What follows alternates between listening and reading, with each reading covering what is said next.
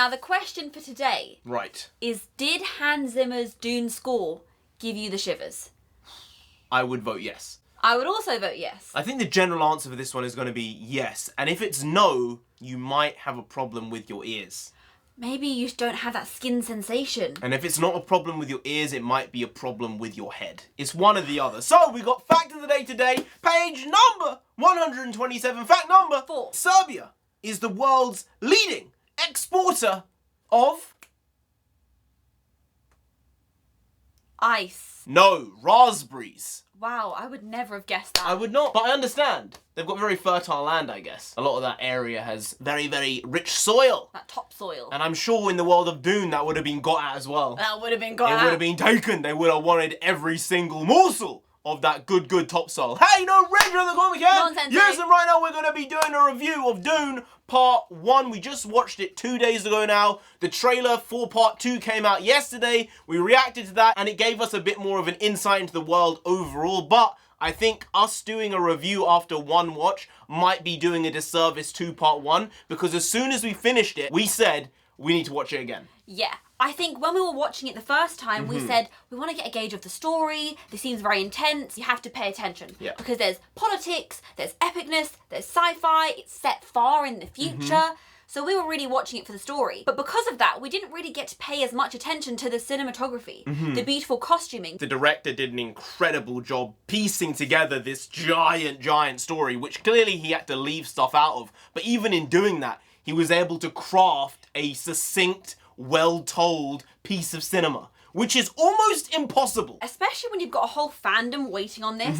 People have been waiting 50 years to see a version of Dune that they really enjoy. And for people who haven't ever read the books to be able to enter this and love it so much, it means he did a really, really good job. And we know very little about the overall world and story. I think one of the things which stuck out to me from when we reacted to the Dune Part 1 trailer was that people in the comments were saying that the world of Dune is an extension of our Earth, and all the people who are living in the Dune universe essentially are from genetic humans. So even the Dave Bautista Harkonnens are all based on humans, even though you'd think there were aliens in the world. All these people are just genetic variations of humans. It's kind of crazy to see how we're seeing these actors, and yet some of them are like unrecognizable. The Baron, the amount of fear that was instilled in me when we got those shots of the Baron.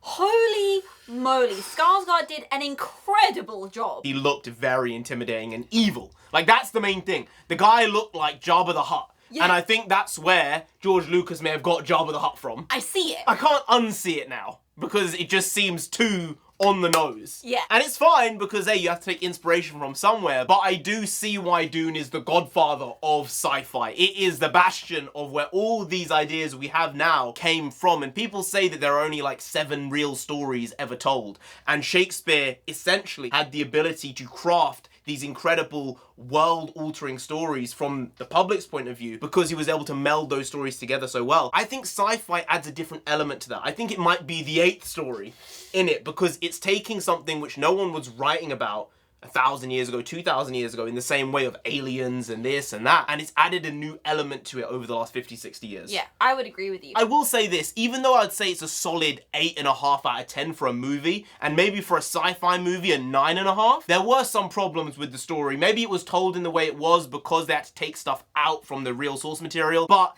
it was kind of a paper-thin plot, even though it was trying not to be, because as soon as the Atreides were being sent to Arrakis, my mind went to, they're being fucked. It wasn't about anything else. I didn't know the context, I didn't understand the world, but I said, they are being sent there to either destroy themselves, to lose in a war, or to mess them up financially. We had no idea what the story is. There was no context until he said, oh, they're doing this to fuck with us. I said, what is this? It seemed too clear. And also, the first time we were introduced to the Bene Gesserit mother, our first thought was, so they're pulling strings for the whole universe. She's like in charge of the church, if the church was kind of in charge of the universe. Yeah, this whole organization is pulling strings of the Emperor, pulling strings of the Atreides house, and then it was revealed that they were laying the path for Paul on Arrakis. And I was like, oh, okay, so that's it. And then they double-crossed them, but then they didn't, because she was like, Jessica and Paul have our protection, so you can't harm them. But then the Baron's character was like, well, the desert's gonna do what the desert's gonna do, which we also saw coming. But at the same time, even though it was very see-through, I still felt enjoyment. I wasn't having to overthink what was going on, apart from the first like 20 minutes of the movie where they were giving so much exposition. But after that point, the runtime was very, very well put together. Felt like it went by in a flash, even though it was 2.5 hours long. And I hope the second one is also 2.5 hours long, because I want as much of this as I can get. Something that was great as well was this world is set up on the understanding that we had all this technology in the universe. And I remember reading comments from the first trailer reaction we did for Dune Part 1, and people were saying that technology has essentially been exiled, and the world that they're inhabiting is an analog-esque world with this high-tech mechanical engineering as well. And that is such a weird, unique perspective where the robots seemingly almost took over, and then they got rid of them entirely, and now they're having to do things partially manually, but they're still going to and from across the universe. And to see these bug-looking helicopters actually have the inside design of a World War II plane was really crazy. It's so weird to think, because you're looking at something that looks like it's so far ahead in the future, but all of these individual pilots are incredible in what they do. They've learned on an analog system, and they're traversing the universe on these ships that look so otherworldly. On analog. Seemingly. These people are doing such incredible engineering, mathematics. No one's able to cut corners when you're in these battalions. All these people are experts in their field. It's kind of odd to think that this could be where humanity goes. It's definitely an offshoot possibility, but it is a possibility. It's kind of like he saw what could happen. He went, okay, but then what if the humans did beat the robots and then they had to revert back to the old technology and had to mix it back together again? It seems like it might be the future, and that is really, really abhorrent. Something I wasn't sure about was the fact that some of these random characters had power sets. The Doctor could read vitals, one of the generals had like foresight or was calculating hard mathematical equations in his head.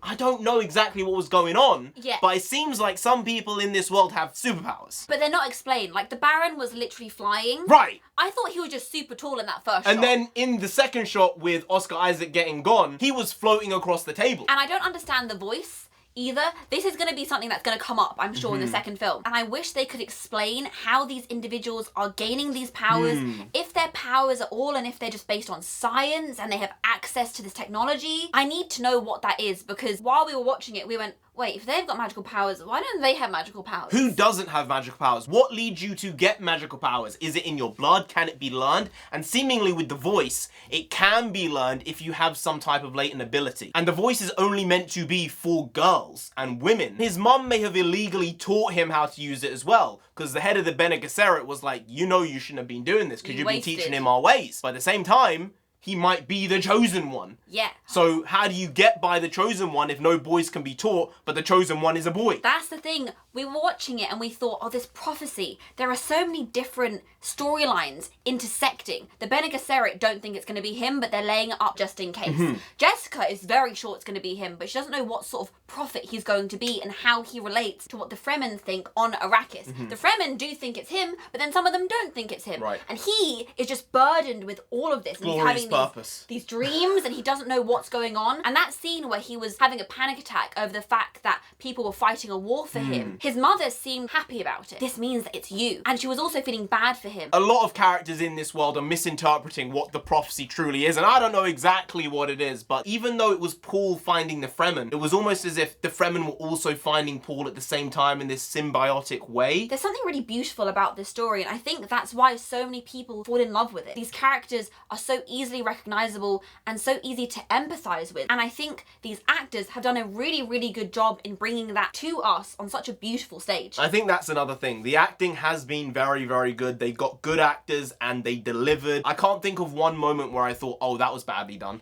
They didn't put in enough effort. They didn't put in the work. And I just hope that part 2 is as good, if not better, than part 1. Anyway, guys, if you did enjoy this video, please like, share, comment, and subscribe to the channel down there. If you didn't, the sound one gonna come after you. You don't want that? No. Do they want that? No. so just subscribe anyway to avoid that. I've been NarendraTheComic. I've been Nonsensei. She's been Nonsensei. You've been Grant. We'll see you next time. That's tomorrow. If you don't know, make a video every single day. Been doing it every day for 1,500 days now. We ain't stopping until we get to 10,000 subscribers. So do subscribe. Pop back again tomorrow for some more quality shitty content. So hashtag never not here. That goes also bring the Pakwas means nonsense in Punjabi. We also bring a lot, bring a little, do a lot, do a little, but we do indeed bring the quality shitty content on a daily basis. So see you tomorrow. More of the same, slightly different, but essentially the very same. Once more, see you then.